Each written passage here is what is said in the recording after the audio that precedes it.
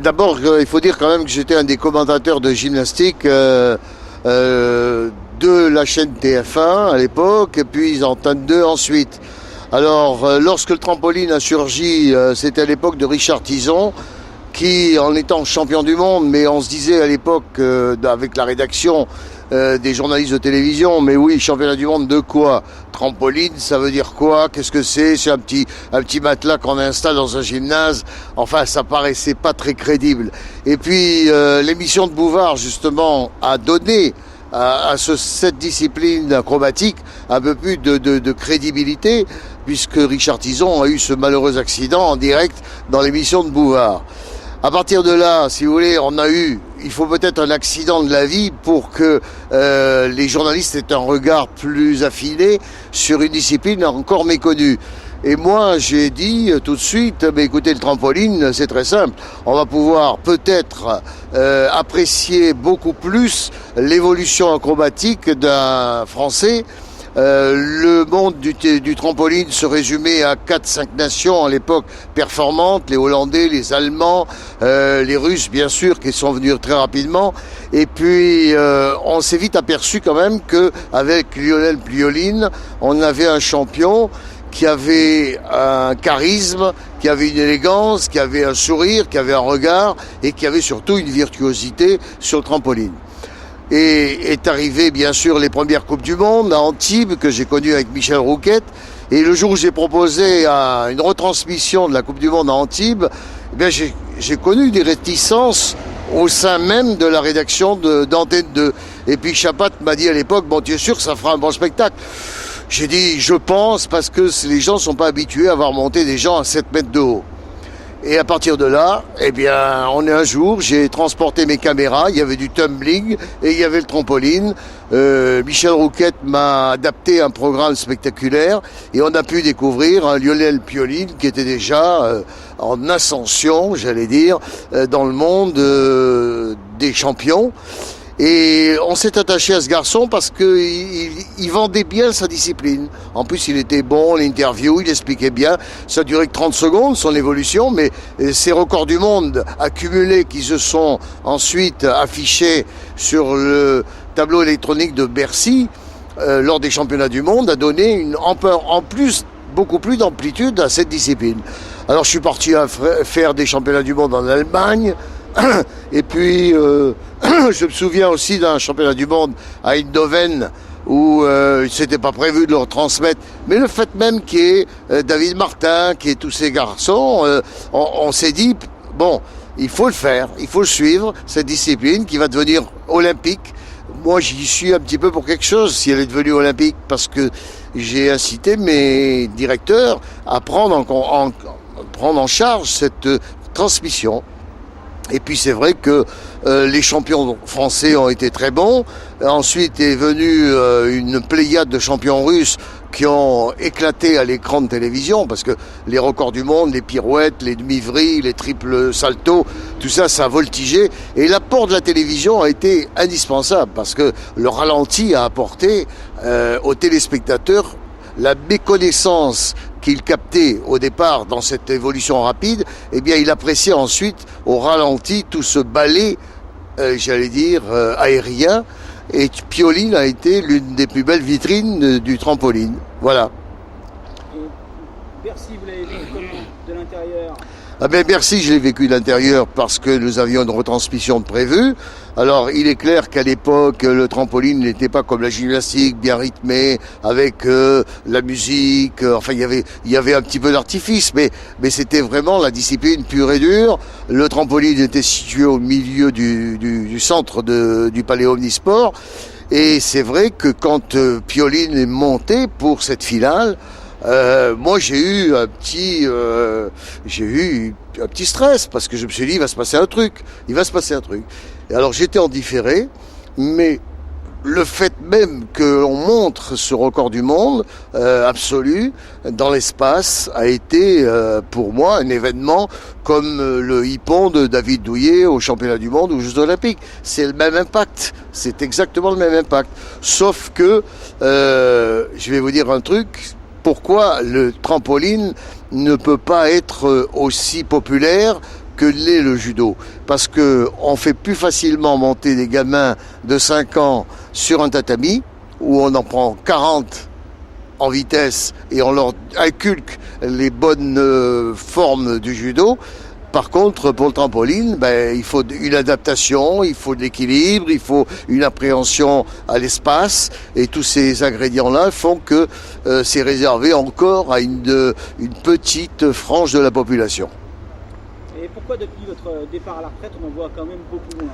Alors, d'abord, c'est une retraite de France 2, ce n'est pas une retraite définitive, puisque je suis encore, non, c'est pas grave, je suis encore actif dans beaucoup de domaines de l'audiovisuel. Pourquoi? Alors, je vais vous dire pourquoi. D'abord, moi, je viens d'un sport qui est l'haltérophilie. Vous le savez, j'ai été champion de France, recordman de France, champion d'Europe. Donc, j'ai une mentalité à m'intéresser aux sports individuels. Ça me colle à la peau. J'ai fait la lutte, le judo, l'escrime, le karaté, la boxe et plein d'autres disciplines. La gymnastique, bien évidemment. Et est venu le trampoline qui est rentré dans mon patrimoine audiovisuel. Or, aujourd'hui, vous remarquerez que les journalistes sont plus friands des événements comme Roland-Garros, ou je sais pas, le football. Pourquoi? Parce que c'est peut-être plus excitant et puis on côtoie du beau monde, peut-être. Mais moi, je suis allé pendant des années à Coubertin, non pas bêtement, c'est parce que j'y prenais du plaisir. Et comme le journaliste doit avoir une passion, s'il a une passion pour ces sports-là, eh bien, il la développe en télévision, il génère auprès du public une attirance et surtout un intérêt. Moi, je suis pas là pour faire la vitrine du trampoline ou de la gymnastique ou du karaté ou que sais-je encore. Je suis là pour faire partager des émotions que je ressens moi-même au bord du trampoline. Donc, si vous voulez, je suis une caisse de résonance. Or, aujourd'hui, les caisses de résonance, malheureusement, soit par manque de crédibilité, soit par manque de compétences, soit par manque d'intérêt ou manque de curiosité, vous avez moins de journalistes qui s'intéressent à ces sports-là. Voilà, c'est simple. Un petit mot sur le petit frère du trampoline, à savoir le tumbling. Alors le tumbling, moi, m'a beaucoup intéressé parce que c'était une explosion musculaire sur une piste de, je crois que ça devait faire 25 mètres à l'époque, je sais pas si c'est encore ça. Je voyais arriver, j'ai vu Soria Boulali quand même à Antibes, c'est incroyable. À l'âge de 13 ans, elle est venue rebondir, faire ses 4 saltos, ses triples vrilles. Moi, le tumbling m'a beaucoup plu. Le seul problème de le tumbling, c'est que c'est un sport trop bref, j'allais dire. Trampoline, on a le temps. On voit l'athlète commencer à rebondir, prendre ses marques, et puis d'un seul coup, faire son programme. Le tumbling, vous voyez un gars qui monte la main en l'air pour dire qu'il est prêt, les juges sont là, et ça dure 7 secondes, quoi. 5 secondes, c'est un P à la télévision. Alors, pour essayer de faire partager des émotions comme ça, non pas aux spécialistes, parce que les spécialistes ils apprécient tous, mais les téléspectateurs lambda, mec, ils voient arriver ça, une petite bombe, là, pop, et c'est vite fait, c'est trop vite fait.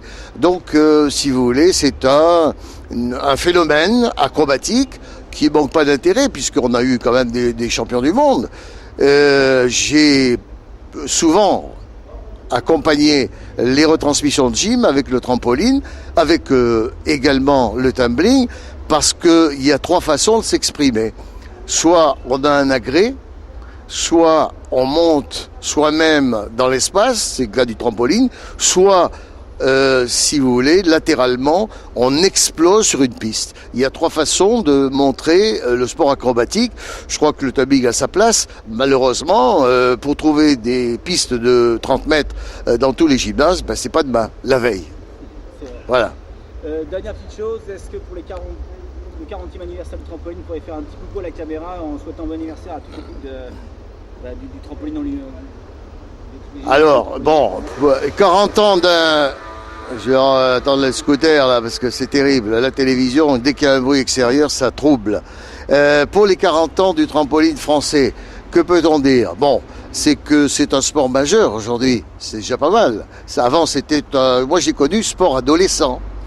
Alors, avant qu'il vieillisse trop, je voudrais qu'on trouve des champions qui fassent bonne figure, comme Richard Tison, comme Pioline, comme Martin, que je salue, Et effectivement, je pense qu'aujourd'hui, le trampoline a sa place sur les écrans de télévision. Malheureusement, on ne sera jamais en prime time, mais les images de trampoline qu'on aura vues pendant des années ont quand même fait partager aux téléspectateurs un phénomène acrobatique que les gens ne maîtrisaient pas. Et je vais vous dire quand même quelque chose. Récemment, on a fait la publicité pour le théâtre canadien, le cirque du Soleil. Et là, eh bien, je pense qu'il y a des trampolinistes qui ont un avenir, parce que forcément, j'ai retrouvé au Cirque du Soleil des attitudes, des acrobaties qui correspondent à peu près à ce qu'on retrouve sur le trampoline. Donc ça fait partie, j'allais dire, de la famille acrobatique du monde. Voilà. Eh bien, merci Pierre. Et bon anniversaire. Non, ça va, c'est bon. Non mais c'est super, merci Pierre. Voilà, ben écoutez, si ça peut vous servir, hein.